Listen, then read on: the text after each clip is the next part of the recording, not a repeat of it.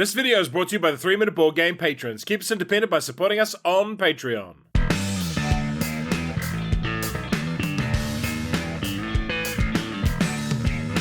Kia ora koutou and welcome to Clank in Space in about 3 minutes. It has no solo mode, it's a game for 2 to 4 players, playing time is long, and it's a moderately complex game. You are space pirates and you have the ultimate heist planned. Sneak aboard Lord Eradicus' ship, steal his artifacts and escape. What could possibly go wrong? The game ends once all players have managed to sneak their way to a treasure, claim it, and then make it off the ship. Either that or you run out of health and are eliminated. If you at least make it back to this section, your points are scored, and the winner is the surviving player with the most points. Deck building. You start the game with a basic deck of cards and can add better ones to it. Push your luck. The closest treasures are worth the least amount of points. Player turn. Each player starts by placing their meeples into this space. You then shuffle your deck and draw 5 cards. You may play these cards in any order, but you must play them all. The top left corner is its faction, blue is its skill value and is used to buy new cards, swords are used to defeat enemies and bypass guards, and boots are used to move about. This card is worth 3 victory points and costs 7 skill to buy. When you first acquire the card, it also heals you. And this symbol activates the bad guys. This other card has both an effect when you play it and an effect that triggers when you have another card with the same faction. When you're in a market, you may spend 7 credits to buy an item. These items include key cards and teleporter access. There are also these green hacking spaces. You'll need to place both of your markers on one of these in 2 different board sections in order to access the final board. Boots lets you move a space, and you may only move into this space once you have unlocked it. As it is red bordered, you cannot move any more this turn. Moving to a space with a reward in it gives you that bonus. Now this line has the foot marker on it, which means it takes 2 boots to move down. Now we can either claim this treasure now or move on. The next path has the lock icon on it, and we will need a key card to get by. The key card is not discarded. We also claim the reward in that room. And the next space has a guard icon on it, which means we need to spend a sword or take a damage. This space is a teleporter room,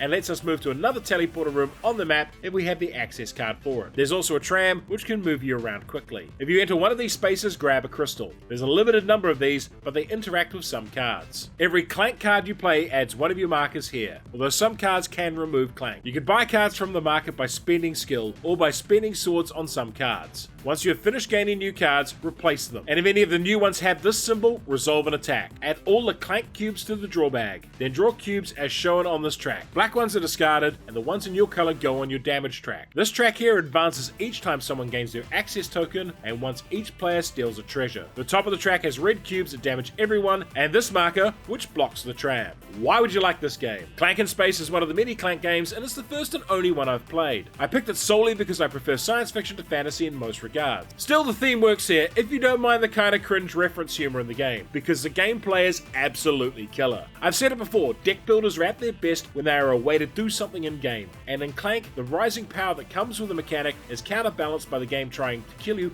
more and more as it progresses. So the game has great pacing. Starting off slowly, we have the whole ship to explore in tons of time, before the ultimate total panic at the end as you try to escape. The best thing about this game is that you can have the most points and the best deck and still lose because you got greedy. However, some folks will hate the fact they can be eliminated, and in general how nasty the game can get at the end. There's not much to do once you've escaped or been eliminated either. You do get to draw enemy cubes on your turn, but that's about it. Clank has multiple versions, and I'm informed that Clank Catacombs might be the best of them. And for another deck builder with some action, try Tyrants of the Underdark. Clank in Space. Needs more hog throb. Gold medal game. And if you enjoyed this video, hit the notification button, like, share, and subscribe to the channel.